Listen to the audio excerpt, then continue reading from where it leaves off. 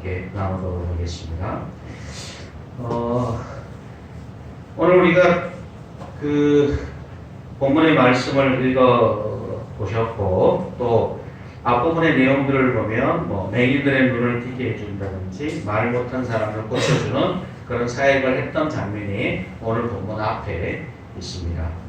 또 예수님이 옷을 만졌더니 혈루증에 걸린 여인이 모든 질병이 나은 그런 것도 있죠. 실제로 예수님께서 사역을 하실 때 많은 사람들이 몰려들어서 병도 고치고 낫고 또 귀신도 쫓아내고 그런 치료 사역을 했던 것을 성경은 기록하고 있습니다. 그런데 이제 제가 이런 질문을 생각해 보게 돼요. 그것은 뭐냐면 예수님은 이런 질병들을 고쳐주시면서 어떤 생각을 하셨을까?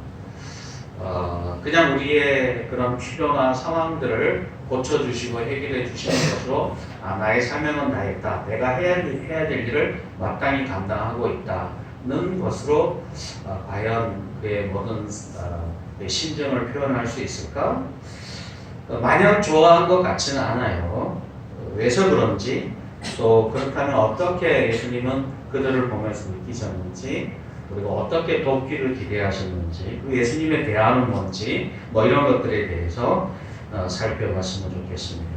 먼저 예수님이 느꼈던 심정을 보여주는 것이 이제 35절과 36절인데요.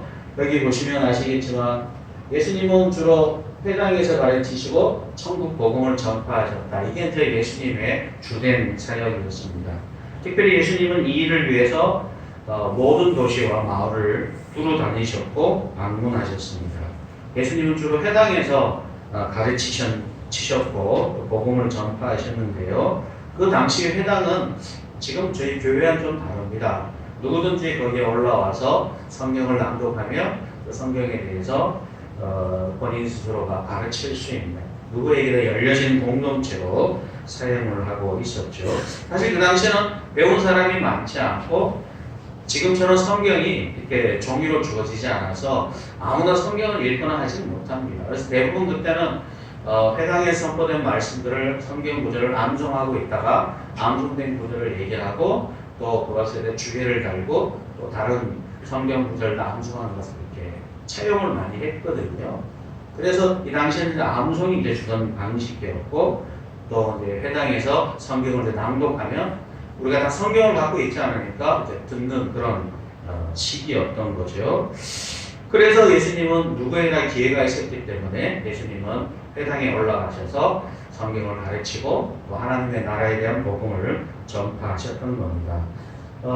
이런 전통은 이후에 바울과 그 전도팀도 사방을 이제 아시아 지역이나 로마 지역에까지 돌아다니시면서 회당을 중심으로 사역을 했습니다. 거기는 유대인들이 어딜 가든지 이 사람은 특징이었기 때문에 회당을 이제 만들어 놓고 그 회당에서 그들의 신앙의 정체성을 지키고 있었기 때문에 바울과 그 전도팀도 바로 그곳에서 복음을 전할 수 있는 그런 장소로 사용됐던 거죠.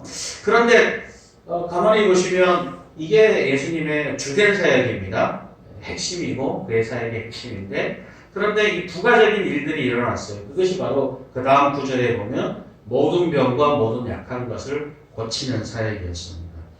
사실 이렇게 설명하니까 조금 약하긴 한데요. 마태복음 4장 23절부터 25절에는 이렇게 기록하고 있습니다. 각종 병에 걸려서 고통당하는 자, 귀신 들린 자, 간질하는 자, 중풍병자들이 예수님이 이 회당에서 가르칠 때마다 몰려들어서 예수님을 보고 그 병을 고치고 귀신이 쫓겨나는 일을 그런 것들을 기대하면서 찾아왔죠. 얼마나 많은 사람이 왔는지를 소개해주는 그런 누가복음에도 보게 되면 수리아, 갈릴리, 데가볼리, 예루살렘, 유다, 요단강 정편 이렇게 얘기하면 그냥 팔레스타인 전 지역에서 왔다 생각하시는데요. 실제로는 두로와 시돈에서도 왔다 그러는데 그것은 이방 지역입니다. 그러니까 이스라엘의 영토뿐 아니라 그 북쪽에 있는 바다 끝쪽에 있는 이방 지역에서조차도 그런 예수님의 소문을 듣고 찾아와서 예수님으로부터 병을 고치고 귀신을 쫓아내는 그런 경험을 하게 되었고 사람들은 사실 그걸 기대하고 찾아온 거죠. 심지어는 예수님이 이 회당에서 주로 뭐 여러 날 동안 했지만 특별히 안식일 날 하게 되면 병 고치면 좀 문제가 많이 생기거든요. 그것도 일이라고 포함시키기 때문에. 그래서 이 안식일 날도 사람이 찾아와서 병을 고치다가 이 바리새인들하고 갈등을 일으키고 여러 가지 어려움이 생겼던 상황도 이제 성경은 기록하고 있습니다. 근데 그럼에도 불구하고 예수님은 그들이 찾아오면 분발하지 않고 그들의 병을 고쳐주시고 귀신을 쫓아내고 그들의 상처와 어려움을 만져주셨습니다. 자, 이쯤 되면 우리는 그렇게 해야 된다. 이렇게 이제 결론을 내릴 수 있을 거라고 생각을 하는데요. 그런데 이 36절은 조금 약간 시각이 좀 바뀝니다. 이런 상황들을 보시고 예수님은 전혀 다른 평가를 하고 계세요. 여기 보면 그런 무리를 보고 불쌍하다라고 느끼셨습니다. 보통 우리가 여기서 불쌍하다라고 느끼는 이 불쌍은 긍휼히 여기신다는 표현인데요. 이 긍휼히 여기신다면 이들이 병이 걸려서 힘들고 어려우니까 불쌍하다 이렇게 이제 느끼실 수 있잖아요, 그죠? 그런데 실제로는 그런 의미는 아닙니다.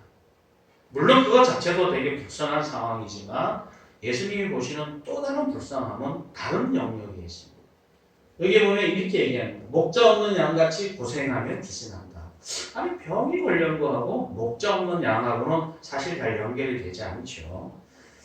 정확한 의미로 본다면 목자 없는 양같이 고생하다는 말은 힘든 상황에다 자기 자신을 이제 내어 던지는 것이라는 의미이고요.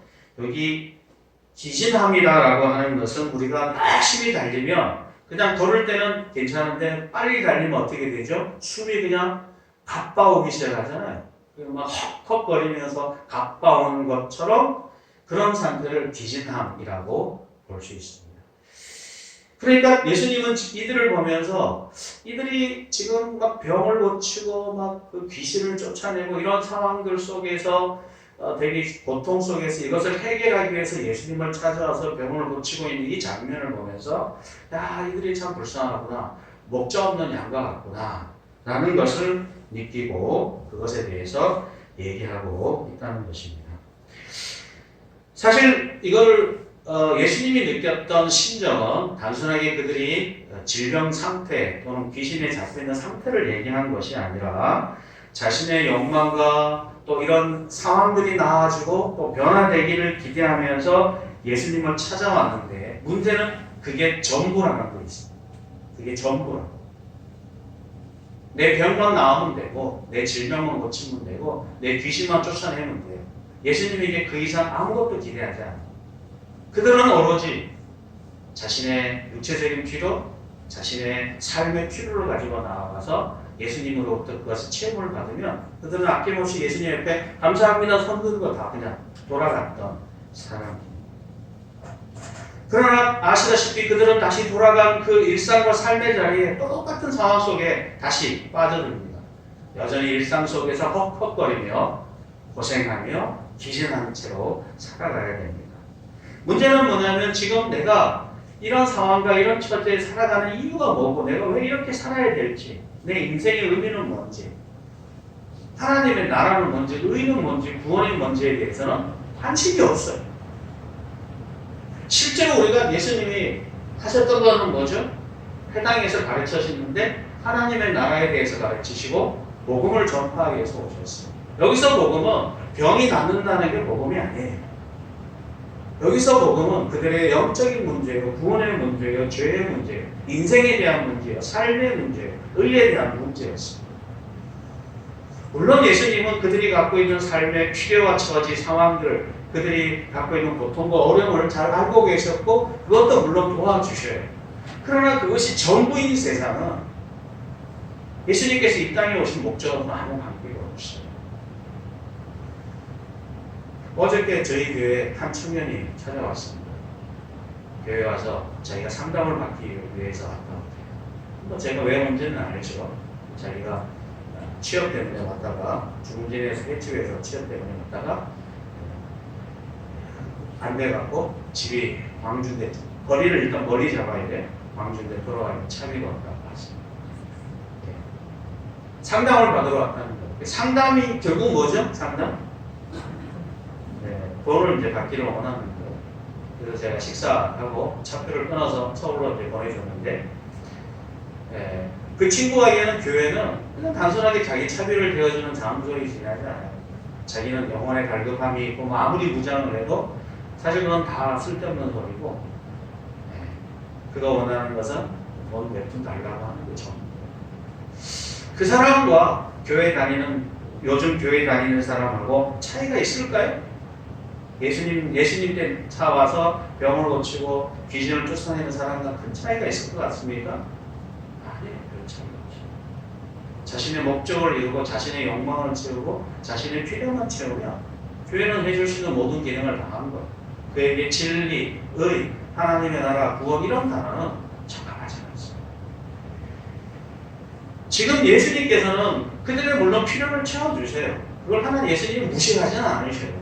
그들의 현실적인 필요에 대해서 예수님을 눈 감거나 채워주지 않는 건 아니에요. 물론 제가 어저께 일부러 식사로 여기에 중국집 가서 짜장면도 사주고 차표도 끊어줬어요.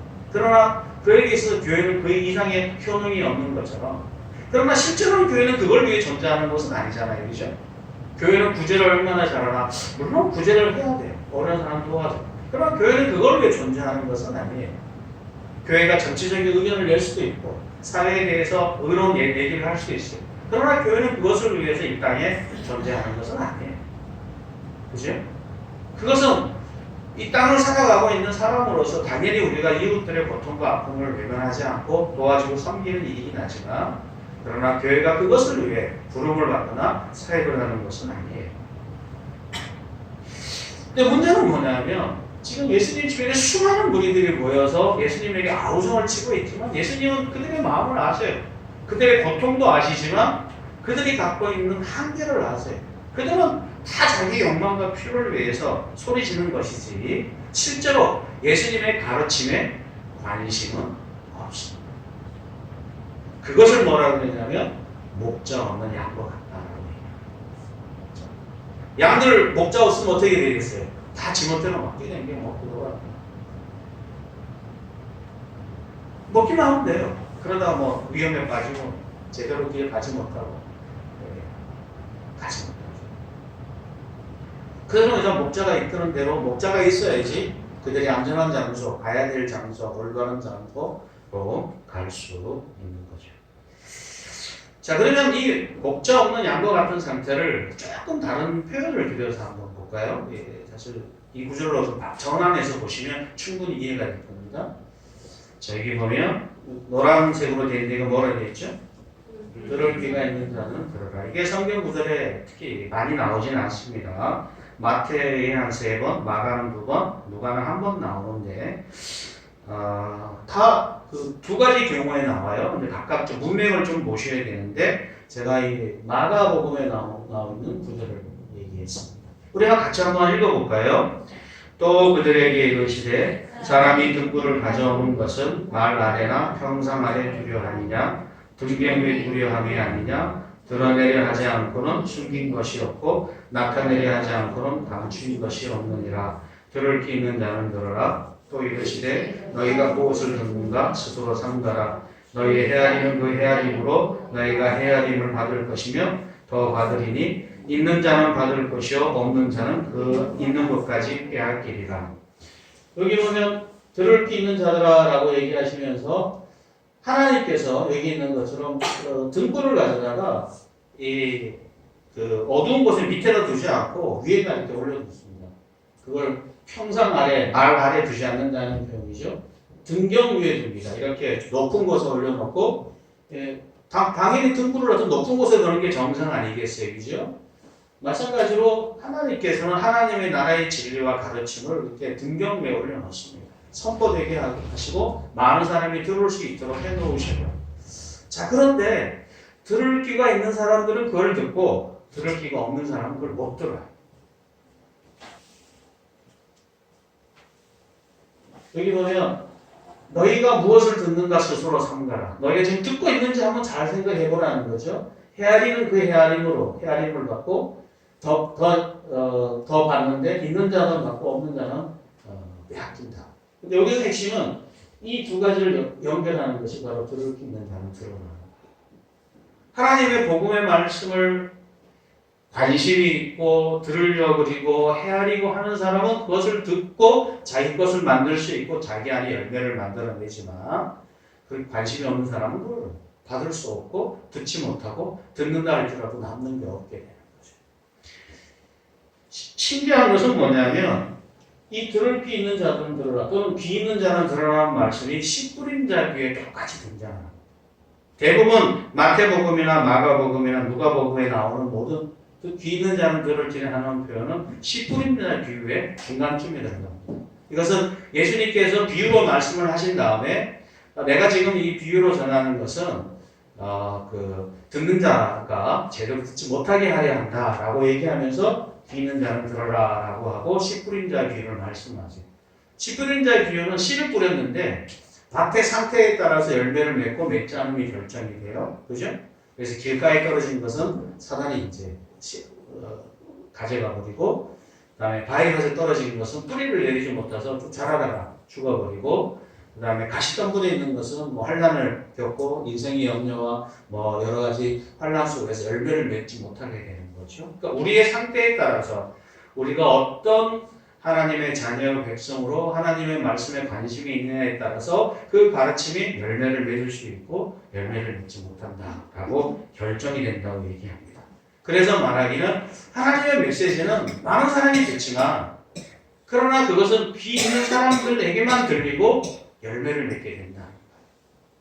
다시 말하자면 예수님은 지금 수많은 사람들이 몰려와서 예수님이 병을 고치고 또 천국 복음을 증거하게 되지만 그러나 그들이 어떤 마음가짐과 태도로 예수님의 가르침을 듣고 예수님의 가르침을 이해하려고 했느냐에 따라서 전혀 결과는 달라져요.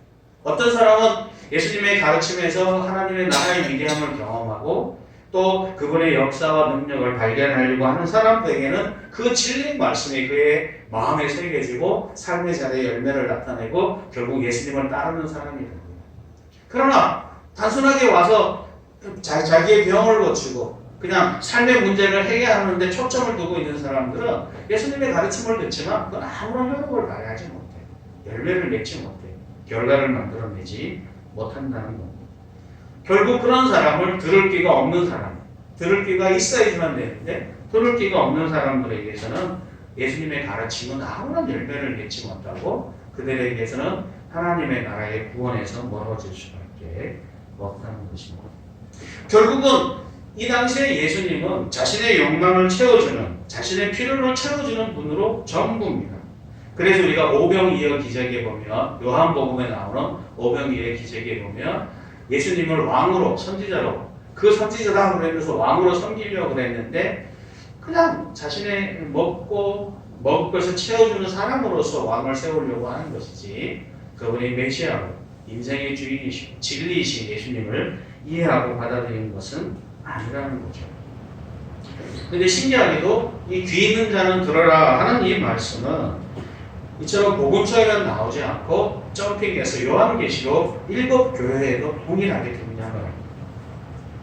그래서 교회마다 예수님께서 성령이 교회에 하는 말씀이다라고 전하면서 그 7교회 하나하나 말씀을 다 메시지를 주고 난 제일 마지막에 귀 있는 자들은 들어라라는 이 메시지를 동일하게 똑같이 전하고 있다는 것입니다.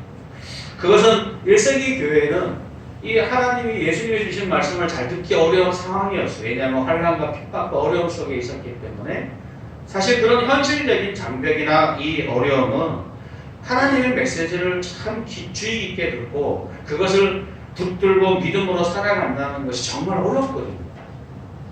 이 현실이라는 이 장벽이라는 것은 하나님의 메시지를 정말 내 인생과 삶의 문제를 풀어가고 실제로 내 인생의 현실적인 문제까지도 해결할 수 있는 그런 메시지로 받는 것은 결코 어렵습니다. 그래서 바른 유다 같은 사람들은 예수님의 메시지도 그렇고 예수님의 기적도 경험했지만 그러나 예수님을 배신하기도 해요. 그러니까 어떻게 보면 우리가 교회를 다니고 수많은 기적을 체험하고 하나님의 살아계심을 체험했다 손치더라도 우리의 마음의 자세가 잘못되어 있으면 진리의 말씀을 들리지 않습니다. 제가 깜짝 놀라는 것은 뭐냐면 그 하나님의 살아계심을 그 인생과 삶의 자리에 충분히 경험했음에도 불구하고 타락하는 사람들이 있다는 거예요. 신앙을 포기하는 사람이 있어요. 신앙을 떠나는 사람들이 있어요. 많은 목회자들이 그러고 있고 많은 신자들이 그러고 있어요. 여러분 우리는 거기서 그렇게 안전한 사람은 결코 아니라는 거죠. 사실 예수님 보시기에는 당시 이스라엘에 모인 많은 무리들이 맹목적으로 그저 자기 욕망을 채우는 것이 유일한 이유인 것처럼 예수님을 쫓아 달려가고 있었습니다. 예수님은 그런 상황을 목격하고 그들에게 정말 심각한 문제는 그들이 걸린 병도 아니고 귀신도 아니었습니다. 그저 그것에 사로잡혀서 잡아먹혀서 그 욕망만 채우면 된다고 생각하는 그들의 마음의 자세의 문제였습니다. 마치 10명의 중풍병자가 예수님을 찾아와서 손을 들고 낫게 해달라고 외쳤을 때 예수님이 그들을 낫게 다 해주셨습니다. 그러나 돌아와서 예수님에게 감사하고 그분에게 개인적으로 관계를 맺은 사람은 사마리아의 사람 딱 한 사람이었어요. 신기한 것은 예수님께서 그에게 병도 고쳐주실 뿐 아니라 뭐도 하셨죠? 죄사함을 선언하셨어요. 사실 예수님이 정말 우리 가운데 주시고자 원하는 것은 죄사함이었어요. 구원의 문제였다. 그러나 우리가 그 문제를 얘기한다고 해서 우리가 뭐 갖고 있는 우리 세상의 질병이나 상황들을 하나님이 무시한다는 말은 별거 아니고요. 하나님이 자기에게서 가장 중요하고 가장 가치 있는 것을 주시는데 우리의 삶의 필요를 왜 돌아보지 않겠어요? 당연한 거잖아요. 그러나 우리 편에서 저 죄사함 싫고 구원도 싫고 진리도 관심 없어요. 제가 필요한 것은 제가 오늘 취업하는 거, 승진하는 거, 내가 오늘 내 삶의 문제를 해결하는 거, 우리 가정사 풀어주는 거. 물론 하나님이 채워주시고 기도해 주시면 해결해 주실 거예요. 그러나 그것이 내가 교회 다니는 그 유일한 이유이고 유일한 가치이고 유일한 목적이라면 아쉽게도 그에게는 하나님의 나라의 구원의 자리에 설 자리가 없습니다. 그러니 그런 처지와 상황 속에 있는 사람들을 보면서 얼마나 그것을 안타까워서 예수님 보시고 안타깝잖아요. 예수님을 만났는데 예수님의 기적을 체험했는데 하나님의 능력을 봤는데 구원을 못 받아. 그 얼마나 불쌍해. 그 예수님은 얼마나 그 마음이 답답하셨겠어요. 그래서 예수님이 무리를 보시고 불쌍히 여기십니다. 진짜 기적을 눈앞에 목격하고 치료를 체험하고 삶의 변화를 체험하는데 예수님은 믿지 않아요. 그분의 구원에는 관심이 없고 하나님 나라에는 하나도 관심이 없어요. 그럼 그들에게 남은 인생은 뭐예요? 그냥 세상에 와서 병 치료하고 나와서 여전히 현실의 세상 속에서 끊임없이 반복하다가 그냥 인생을 마치게 되는 그런 삶을 살아가게 되는 거죠. 저는 지금 현재 교회도 마찬가지라고 생각합니다. 현재 교회의 위기는 교회가 경제적인 정치적인 문제가 아니라 영적인 신앙의 위기가 여전히 있습니다. 마치 과거 독일의 나치가 기독교를 이용해서 공산당을 없애버리고 교회마저도 권력의 도구로 사용해버렸던 것. 결국 교회를 하인처럼 사용하고 버리고 결국은 자신의 필요를 채워줬던 것처럼 교회의 명예는 땅바닥에 떨어져 버렸습니다. 교회는 어떤 사람들에게는 자신의 욕망을 채우기 위한 수단으로 전락해버렸다는 거죠. 권력자는 권력자대로, 국회의원은 국회의원대로, 장사하는 사람은 장사하는 사람대로. 그죠? 교회가 왜 이렇게 됐지? 왜 교회가 이렇게 망가졌지? 왜 교회가 이렇게 하찮게 됐지? 왜 교회가 하나님의 나라가 그 의는 사라지고 진리는 사라져버리고 구원은 사라져버리고 다 자신의 욕망을 채우기 위한 그 욕망의 집단으로 전락해버렸지? 자녀 교육의 문제, 관계에 대한 문제, 물론 그것이 중요한 문제예요. 그걸 뭐 가치 없다거나 필요 없다는 건 아닙니다. 그러나 그것이 이 교회에 기대하는 유일한 이유요, 교회에 출석하고 설교를 듣는 유일한 목적이라면 그것처럼 귀찮은 게 없잖아요. 마치 부모님을 만나는 유일한 목적이 용돈 받는 게 전부다. 그런다면 그 부모의 마음은 그렇게 슬프고 나쁘지 않겠습니까? 돈이 없다면, 도와줄 힘이 없다면 그 부모는 버려지게 되기 때문에 그런 거죠. 저는 그것이 너무 일상화되어 버렸고 하나님의 말씀은 들리지 않는 그런 시대가 되어버렸습니다. 그래서 우리의 마음이 이미 세상의 탐욕으로 빼앗겨버린 것이 된 것이죠.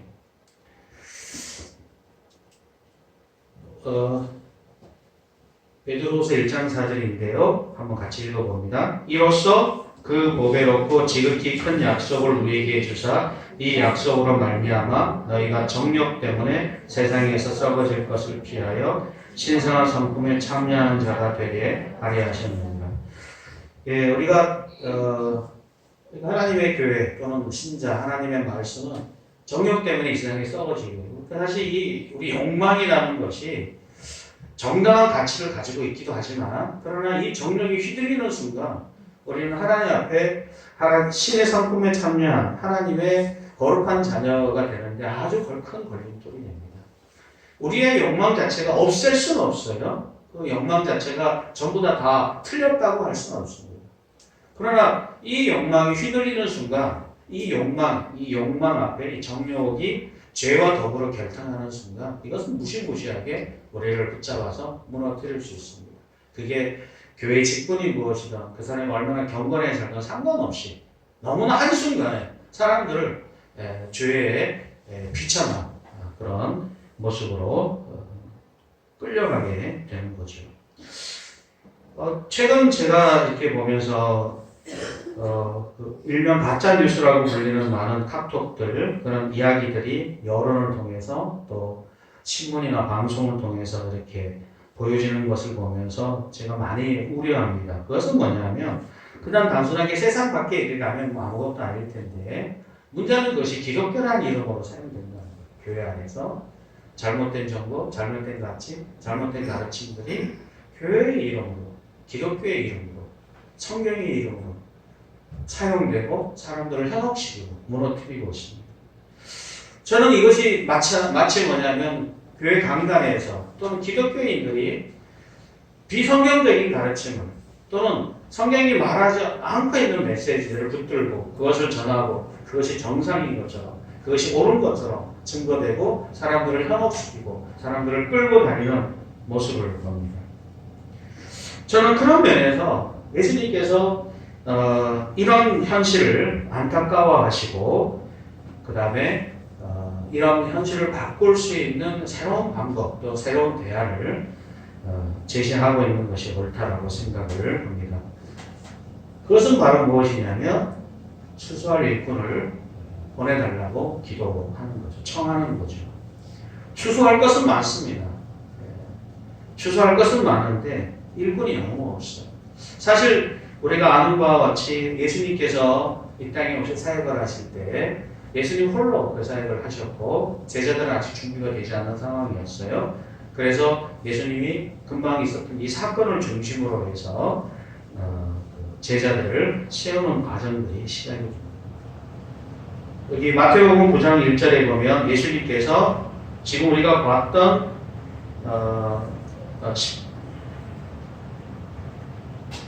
10장 1절이네.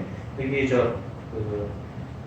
이 마태복음 9장 35절부터 38절 뒤에 10장 1절에 보면 예수께서 그의 12제자를 부르사 더러운 귀신을 쫓아내며 모든 병과 모든 약한 것을 고치는 권능을 주셨다라고 바로 이어서 10장 1절에 그렇게 기록을 하고 있습니다. 그리고 누가복음에 보면 이 제자를 세우기 위해서 밤이 새도록 기도하셨다라고 얘기를 합니다. 그리고 이들을 향해서 사도라는 명칭을 줍니다. 그러니까 예수님이 그 12제자를 예수님의 제자를 세우신 목적은 이런 많은 자신의 욕망에 의해서 하나님마저도 그 욕망을 채우는 법으로 살아가는 사람들 속에서 그들을 진리의 세계로, 의의 세계로, 하나님의 세계로 이끄는 그런 일들을 위해서 제자를 세우고 또 사도를 세우셨다라고 기록을 하고 있는 것이지요. 그래서 하나님의 사람들, 특히 오늘 본문은 사도가 중심이 되지만 사실 이 사역은 70명의 제자들이 함께 사역을 하게 되고 그 다음에 우리 여기 보면 이 구절은 아시죠? 그 마가다락방에서 성령을 받을 때 바로 그 전에 주셨던 말씀이죠.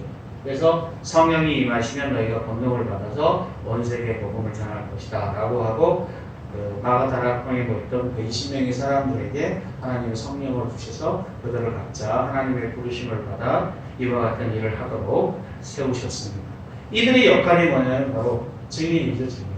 이 증인은 예수님을 믿으면 뭐 병이 고쳐지고 뭐 그런 우리의 욕망을 채워주기 위한 그런 것이 아니라, 그래 필요를 물론 돌보고 병도 치료하시지만 그러나 본래의 목적은 바로 하나님의 나라의 복음을 전하는 것이 그들의 역할. 예수님은 죽으셨지만 부활하셨고 그분이 우리의 구원을 위해 허락하셨고 그분으로 말미암아 하나님의 나라의 의가 이 땅 가운데 세워지고 있음을 소개를 하는 겁니다. 뿐 아니라 밑에 골로새서 21장 28절에 있는 것처럼 우리는 그렇게 각 사람을 권하고 가르쳐서 그리스도 안에서 완전한 자로 세우도록 그런 부르심을 받게 된 것이죠. 사실 바로 이런 일을 하는 사람, 그것이 처음에는 사도들, 제자들을 중심으로 있었지만 그 이후에는 예수님의 제자로서 들어온 모든 사람들이 바로 이러한 일들을 위해서 일꾼으로 부르셨고 그 사역을 위해서 세워졌다, 이렇게 얘기하고 있습니다. 마태복음 28장에도 보게 되면 삼위 하나님의 이름으로 세례를 주고 예수님의 분명한 모든 것을 가르쳐 지키게 하라라고 명령을 주셨던 것을 기억해 봅니다. 사실 지금도 마찬가지로 이 교회에는 추수할 일꾼이 필요합니다. 예수 믿었더니 내가 내 필요가 다 채워주고 내 욕망이 다 채워주고 내가 원하는 거 다 해결됐어.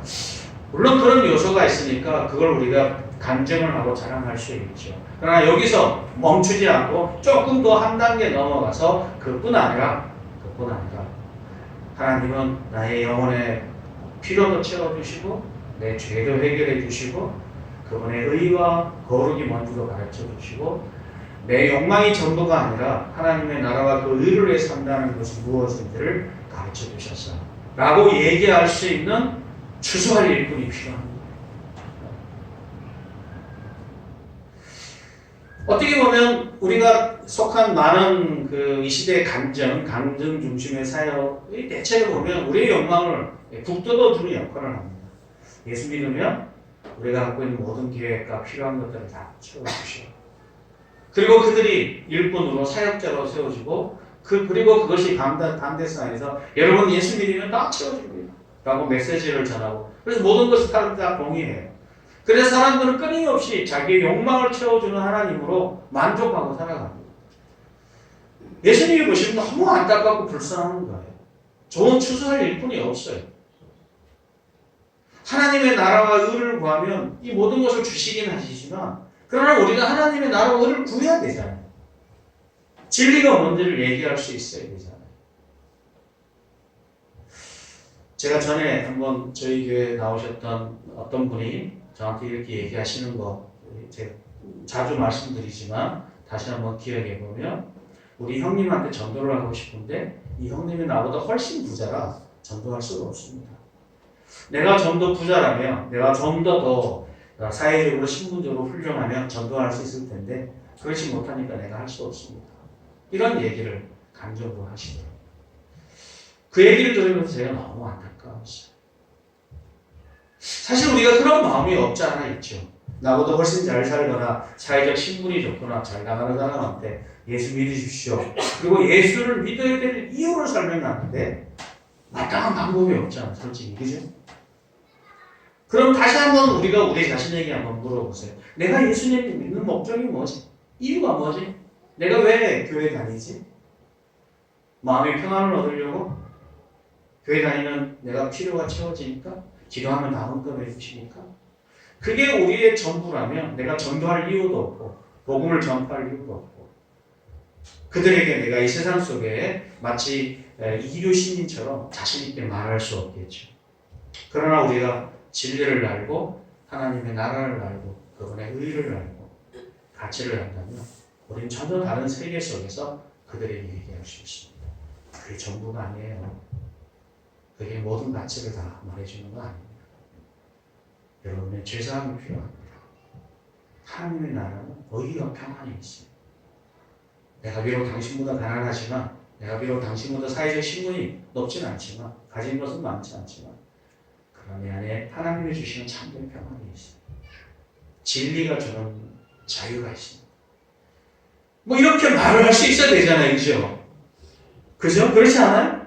그래 우리가 할 말이 있고 그들을 도전할 수 있고 그들 속에서 우리가 비록 그들과 똑같은 세상 속에서 어쩔 수 없이 그들 이 현실이라는 장벽 속에서 힘겹게 어렵게 살아가지만 세상이 알지 못하는 평화, 세상이 알지 못하는 기쁨을 가지고 있다는 그 신비로움을 그들에게 자신 있게 말할 수 있어야 돼요. 그렇게 말할 수 있는 사람이 바로 신자라는 이름을 갖고 있는 거죠. 예수님은 바로 그런 사람을 찾는 거예요. 바로 그런 사람을 기대하는 거예요.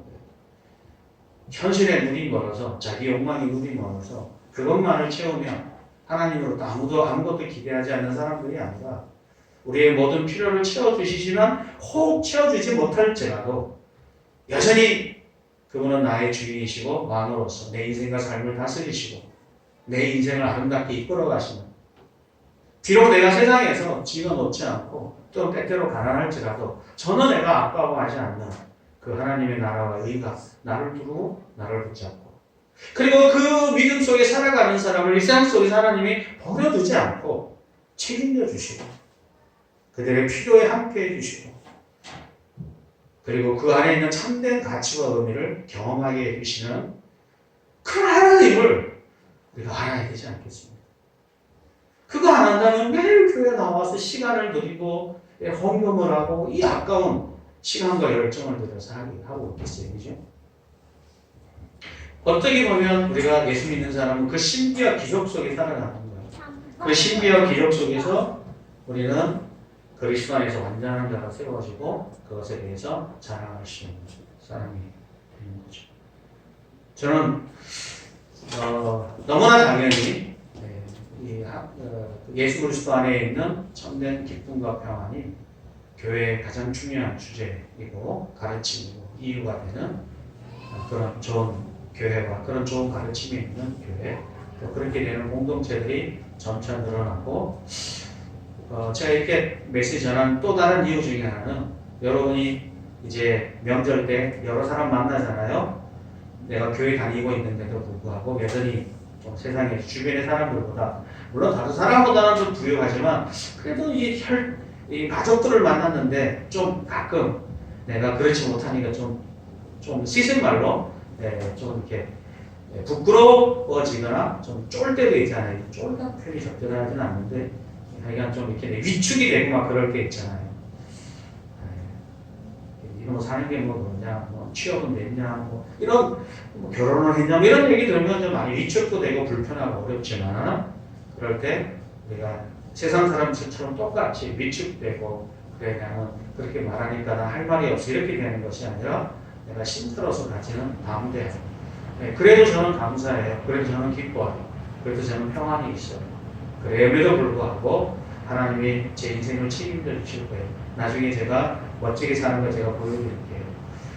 저는 지금도 물론 불편한 거 있고 부족함이 있지만 하나님의 은혜로 제가 살아가고 있습니다. 뭐 이런 정도는 얘기해야 되지 않겠어요?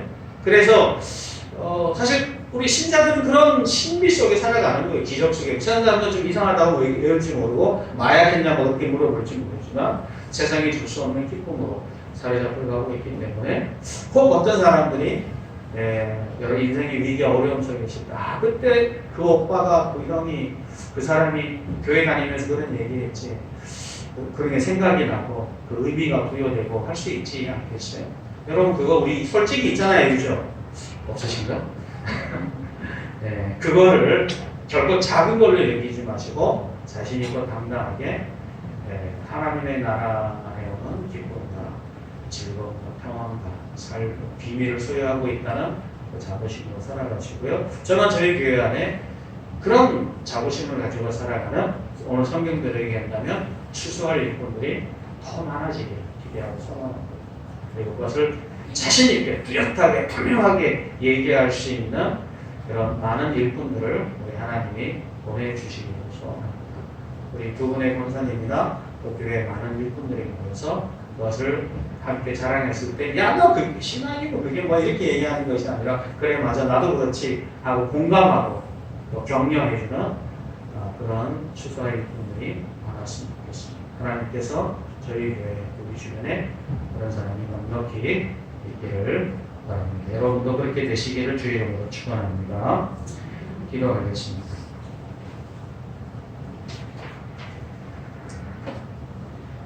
지금도 살아계셔서 역사하시는 하나님 아버지, 오늘 많은 사람들이 이 명절을 당해서 자기 욕망을 따라 자기 필요를 따라 채워지거나 채워지지 않거나 자랑스러워하거나 부끄러워하며 살아가고 또 만나고 또 서로 대화하고 교제하는 것을 압니다.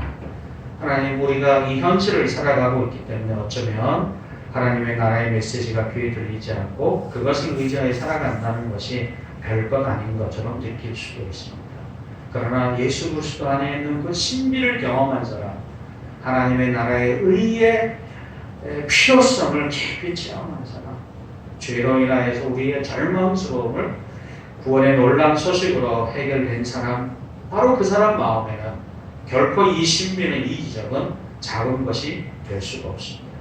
하나님, 이 신비와 이 기적이 우리의 마음과 생각을 온전히 자리를 잡고 사람들에게, 주변의 이웃들에게 자랑하며, 그래서 갈 바를 알지 못하는 주변의 많은 사람들을 진리의 세계로 이끌 수 있는 추수할 일꾼, 바로 저희들이 되게 해 주시옵소서. 주변의 사람들에게 삶의 흔적 속에 그 하나님의 나라의 위대함과 그 의의 기쁨을 온전히 증거하고 드러낼 수 있도록 도와주시옵소서. 그래서 우리가 예수님의 참된 제자로서 넉넉한 길을 걸어갈 수 있게 도와주시옵소서. 예수 그리스도의 이름으로 기도합니다. 아멘. 자, 일어나셔서 우리 580